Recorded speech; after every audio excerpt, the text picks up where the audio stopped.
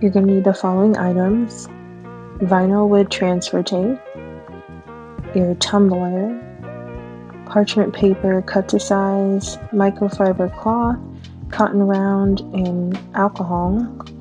It's optional. You can use a weeding tool and a burnishing tool, or you can use a hard plastic like credit card.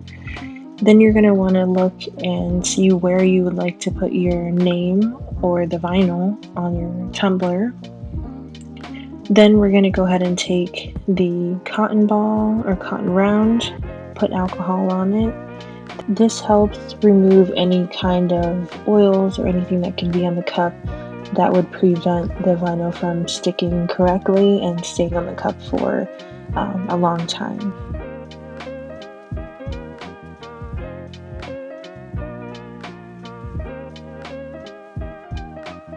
Once you've cleaned the area, grab your microfiber cloth and wipe it down just to make sure that you remove any particles that could have been left behind from the cotton.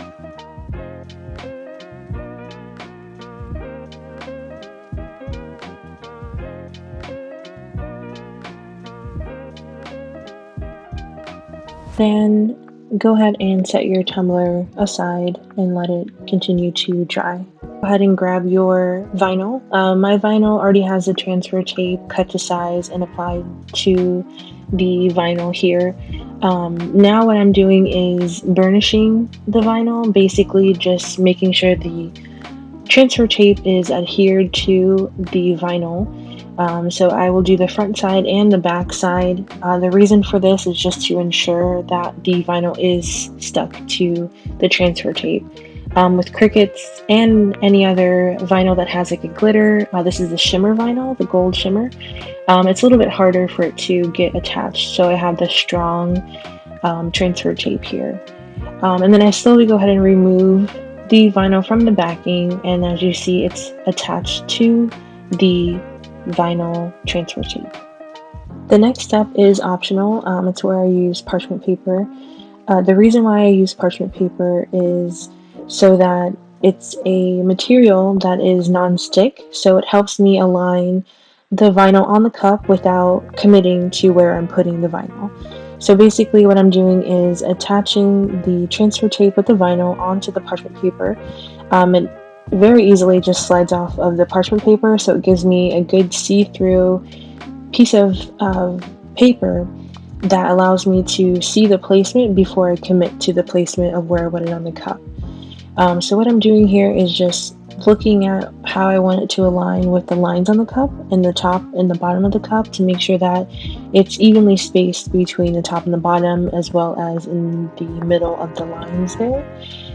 So I do leave out just a little bit of the sticky transfer tape to help me kind of adhere to the cup without fully committing. And I go ahead and hold that sticky part on there and start to slowly peel off the back, which is the parchment paper. Again, it's a very slow process because I don't want to let go of the parchment paper too quickly and the risk of adhering the vinyl to the cup. So I'm slowly removing the vinyl here, and I wanted to fix that little portion since again it's not stuck all the way. I was able to do that. Now with my finger I am just smoothing out the middle of the vinyl, so that way the middle portion is sticking first and then going to the sides. Next I'll go ahead and take the burnishing tool and lightly burnish just to make sure that there's no bubbles or anything that could prevent the vinyl from laying flat. So I just slowly go over all the areas here. And I will do this again with the weeding tool, just it's a little bit of a more precise. Since it's a kind of skinny font, I just wanted to make sure that I had all the areas covered and burnished on here. And again, you can use a credit card to do this. You don't have to have the Cricut burnishing tool or the Cricut weeding tool. Any hard plastic will work perfectly fine. What we're doing is just making sure that the vinyl is laying flat and is adhering to the cup. So by doing that, that's basically what burnishing is just pushing down the vinyl onto the surface to get the glue to adhere.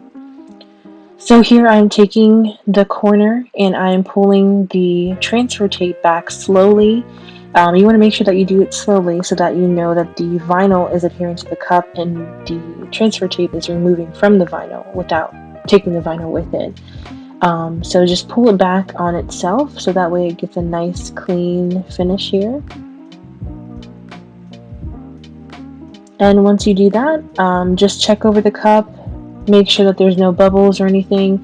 If there are any bubbles, again, you can use either the burnishing tool or the weeding tool to flatten out anything. Here I'm just checking to make sure that there are no bubbles on the vinyl.